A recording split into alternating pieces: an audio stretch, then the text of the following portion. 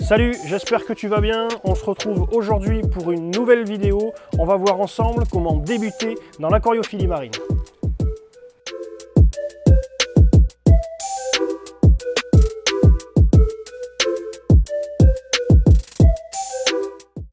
Dans cette vidéo, on va voir ensemble comment démarrer son bac récifal. Il faut aussi que tu ailles chercher sur internet, sur YouTube, sur les forums, sur Facebook, plus d'informations par rapport à la population que tu veux.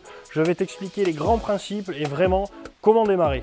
Allez, maintenant c'est fini, assez parlé, on passe directement au studio. On se retrouve dans mon setup, je te montre un peu l'installation que moi j'ai faite pour moi. Donc voilà, tu as mon bac 320 litres avec une décante.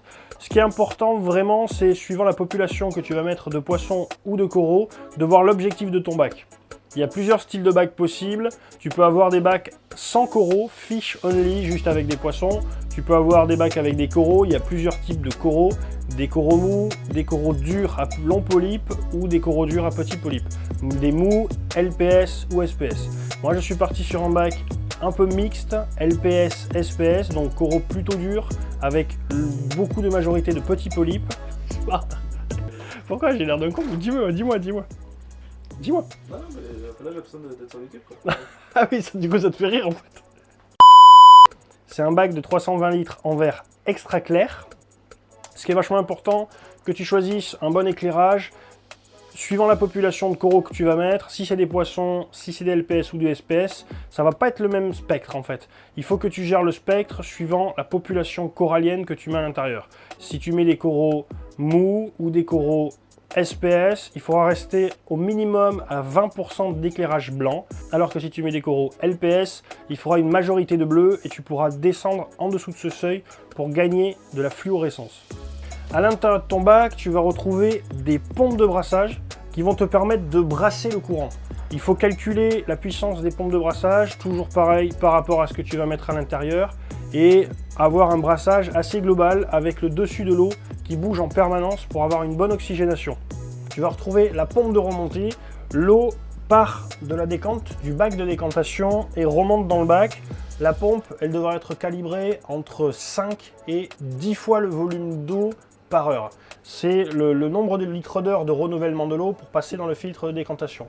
À côté, tu vas retrouver un écumeur. Donc voilà, tu peux regarder ici ma vidéo de l'écumeur. Tu peux retrouver sur ma chaîne la vidéo de l'écumeur. Ça va te permettre d'avoir une bonne filtration mécanique. Pour ma maintenance, moi j'utilise un filtre à lit fluidifié qui me permet de mettre de la zéolite, du charbon et de la résine antiphosphate. Ça va permettre d'enlever et d'extraire de l'eau tous les éléments pour avoir une eau la plus pauvre possible et ensuite venir supplémenter pour gérer la nutrition et vraiment la composition de l'eau. Au niveau de la descente, donc voilà, il y a une descente à débordement, l'eau déborde dans un PVC. Donc il y a plusieurs systèmes, il y a des durceaux, il y a des descentes immergées. Moi j'utilise une descente à débordement simple. Ensuite l'eau gravite à travers un PVC jusqu'à un micron-bag. Le micron-bag qui permet d'avoir une filtration des particules qui restent coincées dans le bag. Donc voilà, ça c'est vraiment l'installation que moi je te recommande si tu veux un bon bac pour démarrer l'aquariophilie, pour vraiment te faire plaisir. Après il y a différents types de matériel, différentes gammes de prix, tu n'es pas obligé de partir sur du matériel haut de gamme, tu peux partir sur des marques chinoises genre Bubble Magnus, un peu plus haut sur Octo, tu peux utiliser du Tunes ou du Octo en pompe de brassage. Il y a plein de marques qui existent et ça dépend vraiment de ton budget. Ce qui est important, c'est de ne pas se mettre les limites dès le début, ça te permettra de ne pas avoir de problème et de ne pas changer le matériel plus tard. Pour démarrer l'aquarium d'eau de mer, il va falloir que tu fabriques toi-même ton eau. Donc pour fabriquer l'eau de mer, il faut que tu t'équipes de sel. Donc voilà, ça se retrouve sous une forme de poudre comme ça, que tu vas devoir diluer à de l'eau osmosée que tu auras fabriqué avec un osmoseur.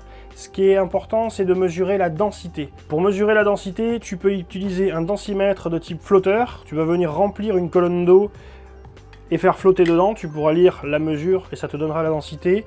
Moi ce que je recommande, c'est d'utiliser plutôt un appareil électronique.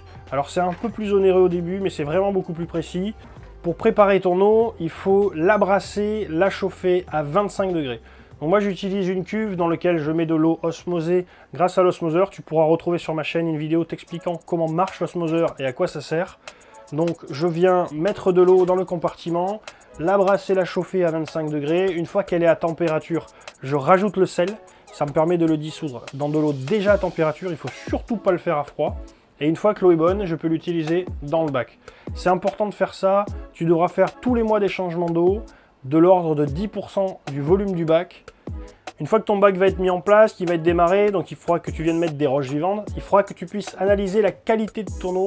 Donc il y a tout un tas de produits qui te permettent de faire ça. Tu peux tester les PO4, les nitrates, le calcium, le KH. Ce qui va être important, non, j'ai toujours ce qui va être important. Sur un bac récifal, les premiers paramètres que tu vas devoir contrôler, c'est d'abord la température, donc avec une sonde de température immergée dans l'eau pour avoir un contrôleur qui te permettra de réguler ton chauffage. Il y a plein de produits qui existent à disposition, tu peux les retrouver dans ma dernière vidéo du nano qui te permettent de mesurer les principaux paramètres de l'eau dans un aquarium récifal. Tu pourras mesurer l'alcalinité, le taux de phosphate, le taux de nitrate, etc. Et c'est vraiment des choses à savoir, il faut avoir une eau la plus précise possible. Il y a aussi moyen de faire des tests ICP. Donc grâce à des tests ICP, tu viens prélever de l'eau dans une éprouvette que tu envoies à un laboratoire et ce laboratoire te renvoie la composition exacte de ton eau. Ça te permet, outre les tests manuels de l'eau, d'avoir beaucoup plus de résultats, beaucoup plus précis et d'anticiper les futurs problèmes que tu peux avoir dans ton bac. Dans le bac, tu dois mettre des pierres vivantes. Alors avant, on utilisait des pierres naturelles qui étaient prélevées dans le milieu naturel, en Indo, en Australie, ce genre d'endroit. Maintenant, pour la protection des récifs, on utilise des pierres artificielles qui sont composées de céramique ou d'anciens récifs coralliens. Je te conseille vraiment d'utiliser ça, c'est mieux et ça respecte mieux l'environnement. Moi, j'utilise des pierres aquaroches que j'ai colonisées. Donc au démarrage de ton bac, tu les mets dans l'eau, tu viens les ensemencer en bactéries et elles vont venir transformer les nutriments et commencer le cycle bactérien à l'intérieur de l'eau. On sait que c'est à l'intérieur du bac, je dis tout le temps. J'utilise un filtre à décantation. Toi, tu peux avoir un bac avec un filtre interne, un filtre externe ou un filtre dans le meuble dessous, comme ici, à décantation. Il y a un dernier compartiment qu'on appelle le compartiment variable. C'est là où le niveau d'eau va varier suivant l'évaporation du bac. Et l'osmolateur, qui va permettre de rajouter de l'eau automatiquement pour compenser cette évaporation, va agir dans ce compartiment. À côté, j'ai ma pompe de dosage, voilà, qui me permet de supplémenter avec les 3 produits de Baling. Ça permet de maintenir le KH, le magnésium et le calcium qui est consommé par les coraux dans l'eau. Il y a d'autres systèmes qui existent, le rack, d'autres types de Baling, du triple concentré. C'est vraiment la formule la plus simple et la plus économique au démarrage d'un bac. Avec juste une petite pompe et quelques bidons, on peut arriver à tenir des coraux assez facilement. Allez, après toutes ces explications, un petit résumé. Donc si j'étais toi pour commencer, je prendrais un bac entre minimum 170 et 300 litres d'eau. C'est vraiment bien, un beau meuble avec une petite décantation, un écumeur, des pompes de brassage et un éclairage LED. Voilà, tu as vraiment de quoi commencer et te lancer. En termes de population, je partirai sur des mous, avec ou sans sable, ça dépend vraiment ce que tu veux faire. Si tu mets du sable, il faut savoir qu'il y aura un entretien à faire, tu devras mettre des détritivores à l'intérieur du sable. À peu près 1 pour 5 litres d'eau, il faudra un minimum d'épaisseur, au moins 4-5 cm de sable pour être vraiment sur quelque chose de bien. Et de temps en temps, il faudra venir clocher une partie et l'autre. Ça demande beaucoup plus d'entretien. Moi, je suis parti sur un vert bottom qui est vraiment plus facile en entretien et sans sable. Peupler ton bac, il faut vraiment te renseigner sur le vivant. En termes de poissons, il faut partir sur des choses assez simples qui sont très peu sujets aux maladies. Il faut vraiment te renseigner auprès de ta boutique, auprès de ton vendeur en VPC. Il faut vraiment être sûr de prendre des trucs qui sont simples pour commencer. Il ne faut pas se lancer dans des choses compliquées, il faut déjà se faire la main avec des bases et quand on a bien compris les bases, ensuite on commence. Renseigne-toi vraiment sur la compatibilité interespèces pour ne pas mettre n'importe quel vivant avec n'importe quel vivant. Vraiment faire attention, bien respecter les compatibilités, très important pour bien réussir. D'autres notions à prendre en compte, c'est le côté énergivore de l'aquariophilie récifale. Un petit nano low-tech comme ça consommera beaucoup moins d'énergie qu'un bac de 300 litres ou qu'un bac de 1000 litres. C'est quelque chose que tu vas devoir payer tous les mois sur ta facture d'électricité, les changements d'eau, l'eau du bac, la quantité de sel, les produits, la nourriture pour le vivant. Ça va être dimensionné à la taille de ton bac.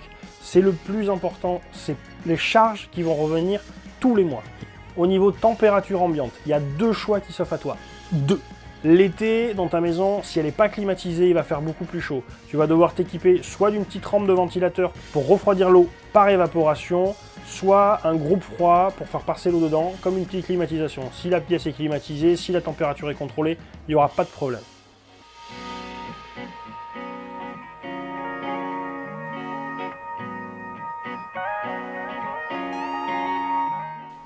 Merci à toi d'avoir regardé cette vidéo, j'espère que ça t'a plu. N'oublie pas de t'abonner pour me suivre sur les réseaux, sur Facebook, sur Insta. Merci à toi et à une prochaine.